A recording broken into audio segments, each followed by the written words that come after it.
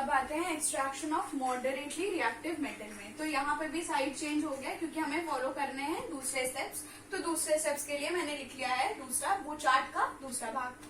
ठीक है, अब आते हैं यहाँ पे आप लोग को एक स्टेप दिख रहा है कैल्सिनेशन। ठीक है, अब समझते हैं कि कैल्सिनेशन क्या होता है, कैल्सिनेशन और रोस्टिंग का डिफरेंस क्या होता है। यहाँ पे क्लियरली मैंने दिखाया है कि जब कार्बोनेट ओर हो तो हम करते हैं कैल्सिनेशन, और जब सल्फाइड ओर है तो हम करते हैं रोस्टिंग।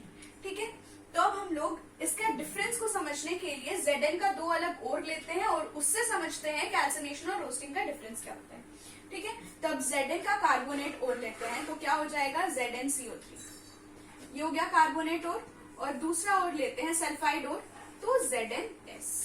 ध्यान से देखिए यहाँ पे आपको क्या दिख रहा है, ZnS में क्या है, यहाँ पे ऑक्सीजन है ही नहीं, और ZnCO3 में क्या है, ऑक्सीजन हमें चाहिए होता है O2, यहाँ पे O3 है, 3 ऑक्सीजन है, तो हमें इसमें ज्यादा ही ऑक्सीजन मिल रहा है। तो अब हम रोस्टिंग में क्या करते थे कि हम लोग उसको एक्सेस ऑफ ऑक्सीजन में हीट करते थे ताकि हमारे पास ऑक्सीजन ऐड हो जाए, ताकि हमें ऑक्सीजन मिल जाए और उसका ऑक्साइड और हमें मिल जाए। तो अब कैल्सिनेशन में हम क्या करेंगे, हमें रिक्वायर्ड अमाउंट ऑफ ऑक्सीजन ही चाहिए, मतलब हमें एक ऑक्सीजन इससे हटाना है, तो हम क्या करेंगे, हीट ही करेंगे इन एब्सेंस ऑफ ऑक्सीजन। तो इसी से हमने डेफिनेशन निकाल लिया कैल्सिनेशन का कि when any carbonate ore is heated in absence of oxygen in order to obtain its oxide ore, it is called calcination. Clear है, इस साइड हुआ रोस्टिंग, इस साइड हुआ कैल्सिनेशन। इस साइड क्यों हुआ कैल्सिनेशन, क्योंकि ऑक्सीजन ज्यादा था, तो ऑक्सीजन को हटाने के लिए हम लोग उसको हीट किए, ड्राई हीट किए इन एब्सेंस ऑफ ऑक्सीजन, ताकि एक ऑक्सीजन हट जाए तो रिक्वायर्ड अमाउंट ऑफ ऑक्सीजन ही बचे और ऑक्साइड और हमें मिल जाए, दैट इज कैल्सिनेशन। ठीक है, तो आप लोग लिख लेंगे इसका डेफिनेशन। तो अब रोस्टिंग और कैल्सिनेशन का डेफिनेशन फर्स्ट टर्म के लिए तो बहुत बहुत बहुत बहुत ज्यादा इंपॉर्टेंट है, 99% टाइम्स आता ही है। वो अलग है कि आप लोग का फर्स्ट टर्म होगा कि नहीं वो नहीं पता है। ठीक है, तो अब देखिए ये तो एग्जांपल से हमने समझ लिया कि हमने कार्बोनेट और सल्फाइड ओर को क्या करना है, कैल्सिनेशन और रोस्टिंग करवानी है। और मॉडरेटली रिएक्टिव मेटल में आता है जिंक, तो जिंक का ही हमने लेना है एग्जाम्पल, और उसको ही एक बार उसके साथ ही कैल्सिनेशन करेंगे, उसके साथ ही एक बार रोस्टिंग करेंगे और करके देखेंगे कि उसका मेटल हम लोग कैसे एक्सट्रैक्ट करते हैं। तो पहले लेते हैं ZnCO3। तो ZnCO3 के साथ हम लोग क्या करेंगे, कैल्सिनेशन। ZnCO3 के साथ हम लोग करेंगे कैल्सिनेशन, इसका मतलब क्या, ऑक्सीजन के एब्सेंस में हीट।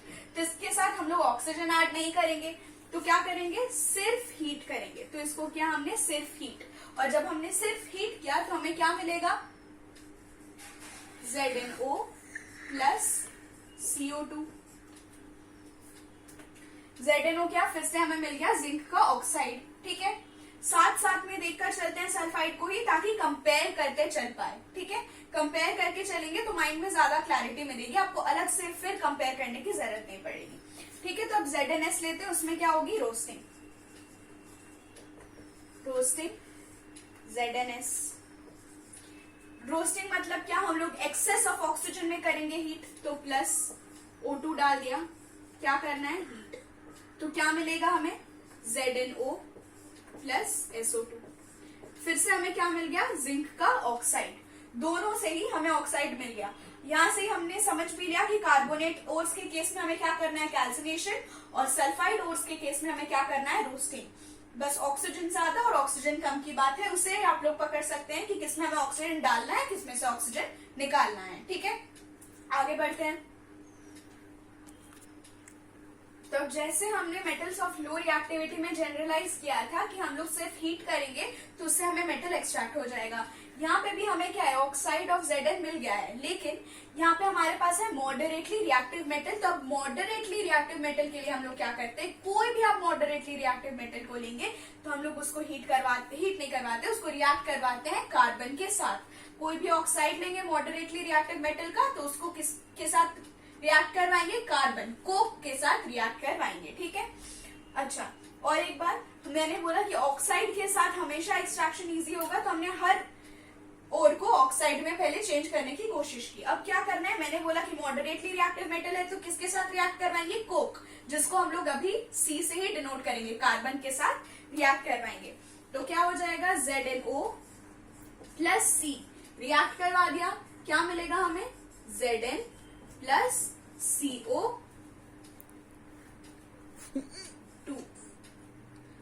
CO2 नहीं मिलेगा, कार्बन मोनोऑक्साइड ही मिलेगा, Zn प्लस CO मिलेगा। तो अब हमें फिर क्या मिल गया, the metal we could extract by now. ZnO से हमने क्या करवाया, मॉडरेटली रिएक्टिव मेटल था तो कोक से करवाया उसको रिएक्ट, और तो हमें मिल गया मेटल उसका प्रॉपर, Zn हमें एक्सट्रैक्ट हो गया। तो अब इस रिएक्शन को ध्यान से देखिए, और इस रिएक्शन को देखकर हम आएंगे 3 कंक्लूजन्स पे, हम लेकर आएंगे 3 कंक्लूजन। पहला कंक्लूजन क्या है, ध्यान से देखिए कि यहाँ पे रिडॉक्स रिएक्शन हो रहा है, यहाँ पे मेटल का रिडक्शन हो रहा है, ZnO से Zn में चेंज हो गया है। तो यहाँ पे हम लोग पहुंच गए लास्ट स्टेप पे, रिडक्शन ऑफ मेटल पे। ये हो गया हमारा लास्ट स्टेप, हम लोग पहुंच गए रिडक्शन ऑफ मेटल पे। ये हो गया ZnO से Zn में चेंज हो गया, ये हो गया रिड्यूस। ये था हमारा पहला कंक्लूजन। दूसरा कंक्लूजन क्या है, हमने चैप्टर 1 में पढ़ा था डिस्प्लेसमेंट रिएक्शन। डिस्प्लेसमेंट रिएक्शन क्या कहता है कि कोई भी हाईली रिएक्टिव मेटल उससे लो रिएक्टिव मेटल को डिस्प्लेस करके उसकी जगह ले लेता है, ठीक है। तो अब हम लोग ये कह सकते हैं कि अगर हम लोग कार्बन की जगह सोडियम या एल्यूमिनियम या पोटेशियम यूज करेंगे तो वो भी जिंक को डिस्प्लेस कर देगा और हमें सिर्फ जिंक मिल जाएगा और वो अपना ऑक्साइड बना लेगा। ऐसा हो सकता है। अगर हम लोग ZnO प्लस Na कर दे तो हमें क्या मिलेगा, Zn प्लस NaO, सोडियम का ऑक्साइड, सोडियम का ऑक्साइड मिल जाएगा। लेकिन अब ये जो रिएक्शंस होते हैं जिसमें कि हम लोग हाईली रिएक्टिव मेटल यूज करते हैं लो रिएक्टिव मेटल को डिस्प्लेस करने के लिए, वो होते हैं हाईली एक्सोथर्मिक रिएक्शन। तो वो बहुत ही ज्यादा एक्सोथर्मिक रिएक्शन होते हैं, तो उसको हम लोग बहुत प्रॉपरली यूज करने का कोशिश करते हैं। थर्ड हमारा कंक्लूजन होगा उसका यूज। तो पहला कंक्लूजन क्या था, रिडक्शन ऑफ द मेटल। दूसरा कंक्लूजन क्या था कि instead of carbon we can also use the higher reactive metals to displace it and obtain the metal. और थर्ड रिएक्शन होगा, थर्ड कंक्लूजन होगा उसका यूज। ठीक है, तो अब आते हैं इसके यूज पे। तो यूज के लिए हम लोग Zn नहीं कोई और मेटल लेते हैं, मैंगनीज लेते हैं और उसको कोई हायर रिएक्टिव मेटल के साथ रिएक्ट करवाते हैं, ठीक है।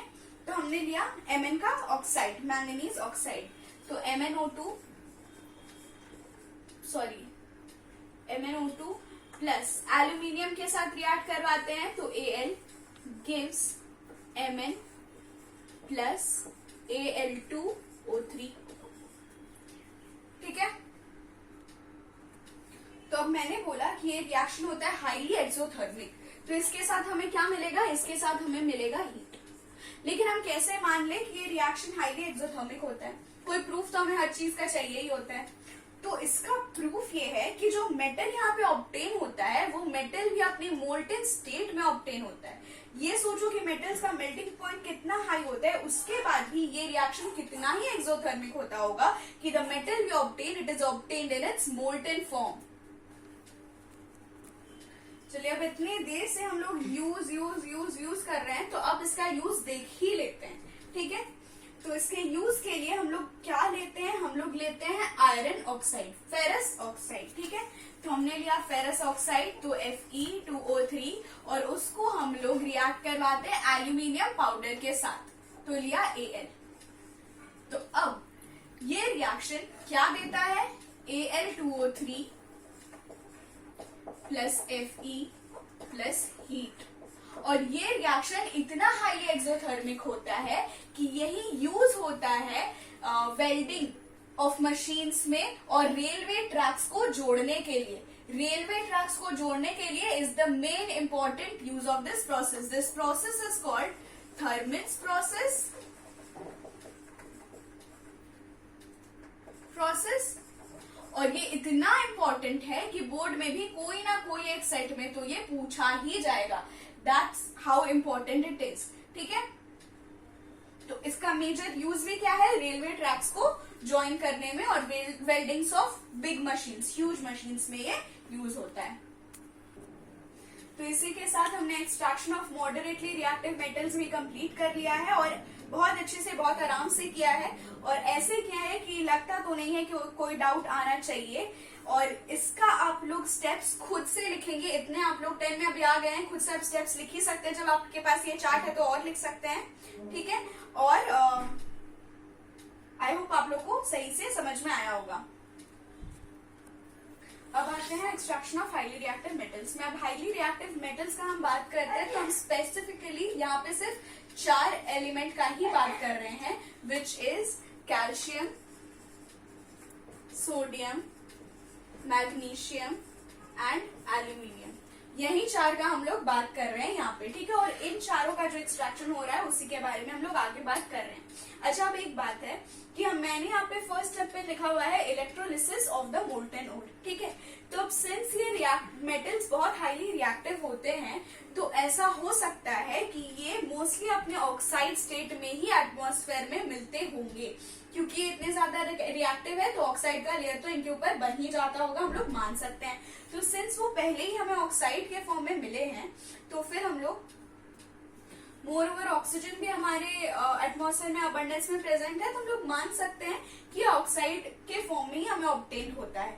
तो अब सिंस ऑक्साइड के फॉर्म में ऑलरेडी है तो हमें ऑक्साइड में से चेंज करना नहीं है, ठीक है। तो अब हम लोग क्या करते हैं, इसका इलेक्ट्रोलिसिस करते हैं। अच्छा, अब हम लोग इसका कार्बन से रिडक्शन क्यों नहीं करवा सकते, क्योंकि कार्बन की जितनी अफिनिटी होती है ऑक्सीजन की तरफ उससे कई ज्यादा अफिनिटी इनकी होती है। मतलब क्या कि कार्बन अगर ऑक्सीजन को इनसे खींचना चाहेगा उससे कई ज्यादा जोर से ये ऑक्सीजन को अपनी तरफ खींचेगा, तो कार्बन इनके बॉन्ड को तोड़ नहीं सकता है, इसलिए हम लोग कार्बोनेट से इसका रिडक्शन करवा नहीं सकते हैं, इसीलिए हम लोग करते हैं इसका इलेक्ट्रोलिसिस।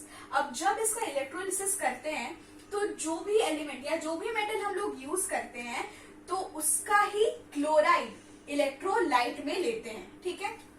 इसका मतलब क्या कि अगर हमारे पास Na है तो हम लोग NaCl का इलेक्ट्रोलाइट लेंगे, ठीक है। लेकिन अगर Mg है तो हम लोग MgCl2 का इलेक्ट्रोलाइट लेंगे। समझ में आया कि जो भी मेटल है उसका क्लोराइड को हम लोग इलेक्ट्रोलाइट लेते हैं, ठीक है। और उसके बाद जब इलेक्ट्रोलिसिस हो जाता है तो हमें कैथोड में मिल जाता है प्योर मेटल, कैथोड में मिल जाता है प्योर मेटल और एनोड में मिल जाता है क्लोरीन लिबरेट करता है, ठीक है। तो अब आते हैं रिएक्शंस पे। तो अब कैथोड में क्या रिएक्शन होता है, कैथोड में Na प्लस एक इलेक्ट्रॉन E- इलेक्ट्रॉन को हम लोग E- से डिनोट करते हैं, ठीक है। तो Na++ क्यों है, क्योंकि मेटल है और ये कैटायन है, मेटल का कैटायन प्लस एक इलेक्ट्रॉन Na देता है। और दूसरा 2Cl- तो ये अनायन है, वो ब्रेक डाउन हो जाता है Cl2 और 2 इलेक्ट्रॉन में, ठीक है। ये हमने देख लिया एनोड का रिएक्शन। अब एक बहुत इंपॉर्टेंट क्वेश्चन है जो इससे आता है, उससे डील कर लेते हैं। तो क्वेश्चन क्या है, why can't we use carbon to reduce the highly reactive metals? Question कुछ ऐसा है, ठीक है। तो मैंने ऑलरेडी इसको बता ही दिया था, तो इसको हम लोग लिखेंगे कैसे, we cannot use that because very highly reactive metals have a very high affinity towards oxygen। आप लोग मेरे साथ ये लिखते रहेंगे। तो क्या होगा, the very highly reactive metals have a very high affinity towards oxygen. It is even more than carbon. Therefore, carbon cannot displace them or break the bond of the oxides. तो इसी के साथ ही हमने extraction of highly reactive metals भी complete कर लिया है और मेटलर्जी भी कंप्लीट कर लिया है। इस चैप्टर का जो बहुत टफ पार्ट था, I hope I could simplify that to you, और हमने बहुत अच्छे से सिंप्लीफाई करके इसको पढ़ लिया है। अब आप लोग को आगे पढ़ने में ये प्रॉब्लम नहीं होनी चाहिए और ना ही बहुत डाउट्स की संभावनाएं हैं। तो अब इसके साथ ये वीडियो खत्म करते हैं और थोड़ा सा बचा हुआ पार्ट नेक्स्ट वीडियो में देखेंगे।